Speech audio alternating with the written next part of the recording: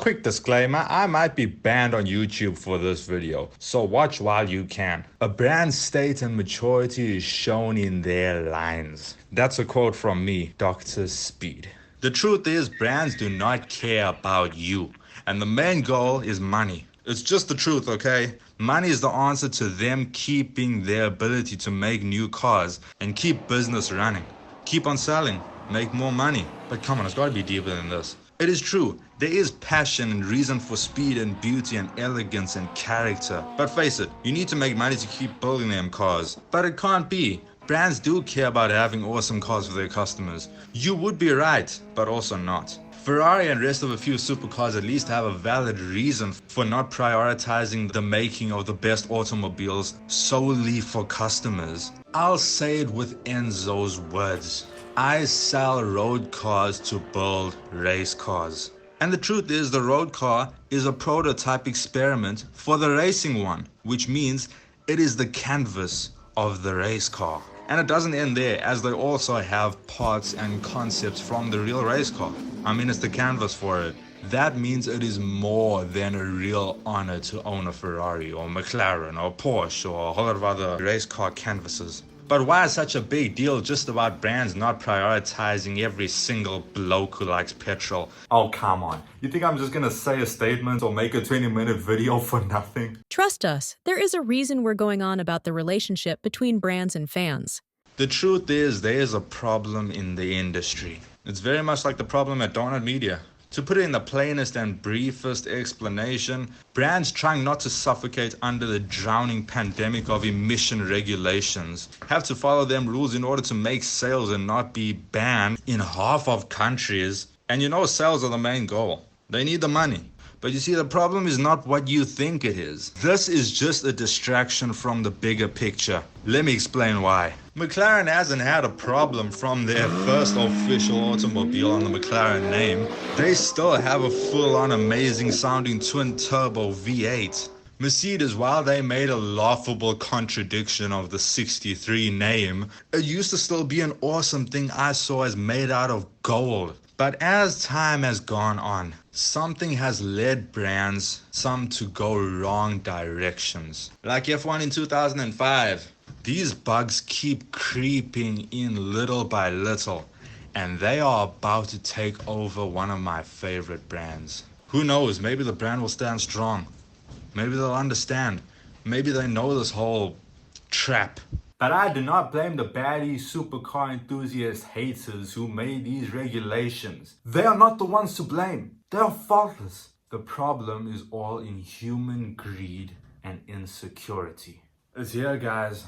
The auto industry, she's making her way down a little dark age. It's a complicated story, in that brands are not interested in their customers, yet the customers' interests are the main focus of the brand. The focus that there is on customers is wrong, in that money is the main objective. If brands really cared about their customers, also themselves, they would make the automobile that made people love them in the first place. They would make even more money. This does not mean no evolution. Brands would do what they can to improve performance without rushing designs with random new parts and lines in order to drop their latest automobiles before everyone else. Talking about evolution, I gotta say, the 911 has got the greatest evolution award from Pistonfury. Stop leaving me hanging, Jesse. Tell me already. Okay, I will. Let me cook, okay? I had to give all this background information. You need all of this. You know I start every video with background information, so you can understand what I'm going to talk about now. Chill out, man. Brands trying to stay within regulations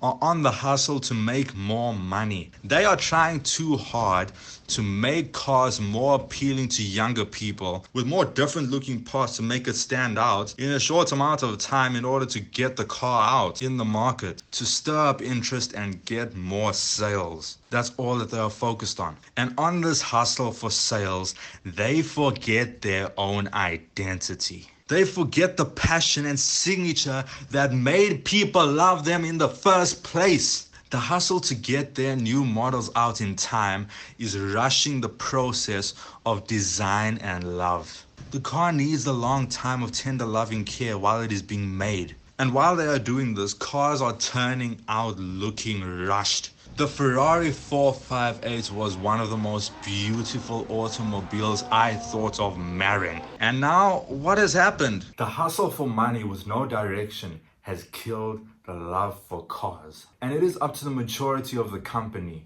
to fall into this trap or not. The lines of a car define the state and maturity of the brand. So let's actually get into the examples and all the cars that I'm talking about now. I'm not gonna go least affected to most to try and make it feel nice. I'm going straight to the truth, because I'm not here for rosy stuff. I'm addressing a problem. BMW. I'm gonna get banned on YouTube for this, but I'm gonna do it anyway. BMW has an amazing motorsport and road auto history. From the luxury sportmobiles to the great dominator, Godzilla's German brother. But in performance, there have been principles grounded, never to be broken. Mid-size, lightweight, all-input balanced FR. With feedback as good as it would be if your hands were grabbing the actual asphalt. And in beauty design, there have also been principles that defined the BMW. You know what W means? Winner. BMW was a winner. BMW is still supposed to be a winner. Let me dive you through the defining details that BMW has carried from the start. The nose grille, defining line with bottom vents, with a mid-old age face look. You'll know what I mean if you look at automobiles design as much as a maniac like me and the rest of them true Italians. To put it plainly, humans' best love are other beings, other creatures, someone else to relate to, whether you like it or not. And creatures have always had one very important thing, a face. And we were all created with the desire to look at another face and experience a connection to the person through many different things, including eye contact, facial recognition. Because of our love for relation to other beings, everything we have made has had a face. BMW M's have had from long history till now an older, more matured, very stern facial expression, very composed, a hint of anger mingled with the sternness. The maturity is explained with human age. A human's features get smaller and blend into the face the older they get. People design automobiles like people, like animals. There's always two eyes and there's a mouth. There's a forehead. There's a rear end, there's hips, there's shoulders. Every single thing is inspired by beings. You are not able to tell me I'm wrong. If you still think I'm wrong, explain how this one looks happy and this one looks angry. I'll wait. The age and emotion has been a principle from old days till now, defining BMWs. And that is not all. The nose, BMW signature. We've got them small, we've got them big, we've got them ginormous like heaters in the past before. But the nose grille has never gone any lower than the defining line that separates the nose grille from the rest of the vents. But with the latest BMW M3 and M4, all these rules have been dismally, shamelessly broken. And please do not say anything or show me any picture of the new M5 or M2. Otherwise, I will not be able to eat again because I'll have my stomach turned out of my mouth. On the M3 and M4, the eyes are way too big and long. The whole shape is overbulked and bubbly. And look at the grills. Actually don't. You'll go blind. It has completely crossed the line. The nose is part of the mouth. The nose has interrupted the mouth. This is unbalanced discord, and this car will be forever objectively ugly. Although when it comes to performance and experience, look, I've never driven one of these. I can't tell you how the steering feels. Check out some Throttle House reviews and see how they drive. Or if you can manage to actually get one to drive, then that will just be easier and better. But they have broken the weight rule. It's so overweight. It has come to a place of thinking tires and advanced electrical systems are good enough to make up for being overweight. But the M4 CSL proves that BMW is still a hooligan's ride. But still, it's missing something, and I don't see it coming back anytime. It's true. This is it, guys. BMW and many other car companies are in a midlife crisis. And you see, this is not where it ends. This virus has leaked into interiors. Because it is good marketing bait to have a huge iPad sticking out like a sore thumb in your car that gives you everything you need. Music, satellite, WhatsApp, YouTube, and you can say it completes the interior because it's a good enough feature to get people to buy it because they think, oh, I have everything on my car now. There's no more tender loving care and time put into these automobiles. This is why I just loved cars from the 80s till early, late 2000s. Everything was just better. Actually, till the end of the LFA, like, no. Because the 675 LT McLaren, that car should have defined supercars from its day till now and for the future. It is one of the greatest automobiles ever made. The interior was made for nothing more than driving. There was wisdom put into the making of the 675 LT. Also the P1, basically the same interior, sort of. The same wisdom that said make those seats to hug the driver so he doesn't move around, he stays stable while he's pulling high lateral G's and braking G's, acceleration G's. But it doesn't have to be uncomfortable. Make the seat so comfortable that he stays focused during the race so that he has the best driver focus assistance from the car. And it's a really great performance car. That's the main thing. And there were many other great cars that I just haven't mentioned from the 2000s. I'm not saying it's all terrible, I'm just saying the 90s, they were faultless. Listen, GTR R34, all of them GTRs, all of the Skylines, GTSTs also, RX-7s. Oh, McLaren F1, NSX, the NSX-R, the greatest supercar of all time. Nearly the same build as a Formula One. Watch my video on objective beauty to understand what I mean in this statement I'm about to make. Ferrari dropped into this trap, making the F8. Look, at least they got out of it in the making of the absolutely jaw-dropping, beautiful SF90 and the 296 and the all-new Daytona. But I think the SF90 stands alone. With the 458 actually.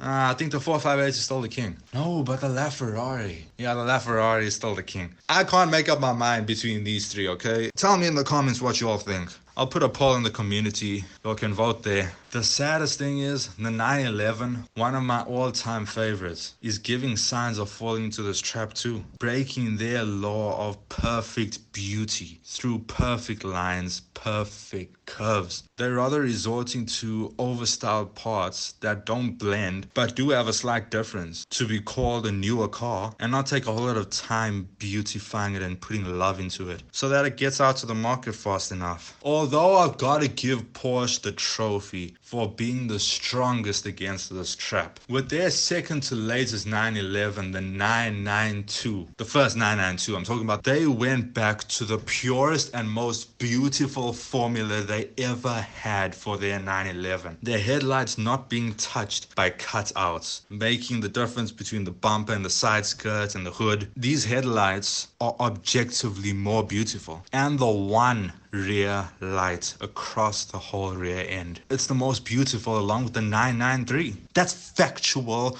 objective beauty. Mobiles like the new Supra Mark V, it was actually a financial success to partner with BMW because I think they had a few problems. And they made the B58 engine as tunable and nearly as strong as the golden 2JZ. If you want to know why the 2JZ was and still is such a hero, then check out this video I did on it. The 4GT, it has a twin turbo V6. It sounds like a big sin in the muscle car industry. We should actually thank the regulations. In something like the Ford GT, where a twin-turbo V6 is powering the beast instead of a 7-liter V8, the emission regulations actually made for more turning and braking performance due to a smaller and lighter engine. I know you're gonna say there is nothing like a V8, and this should also be in the heat of the problem, but hey, performance should come first. And I call the Ford GT an amazing success. A wonder that I dream of driving before I die. These cars that I've just mentioned that are slightly nice on the nerves, they're still beautiful cars I really want to drive. But brands are forgetting the trump card that made people want their cars in the first place. I just hope that Porsche doesn't fall into this trap. And I also hope that BMW gets out of it soon enough, as there is a chance regulations are gonna ease up a little bit. My piston heads, we might get to be hooligans legally. If there's by any chance some sort of car company watching my little video I posted on YouTube, I'm not saying this out of hate. I'm saying this because I love you. that sounded a little cheesy. Get the point, okay? Remember the reason people loved you in the first place, and go back to that. Thanks for watching. 終了モデルだが、ドライバーの操作が全て車の動きに現れるソリッドな乗り味は未だ一級品。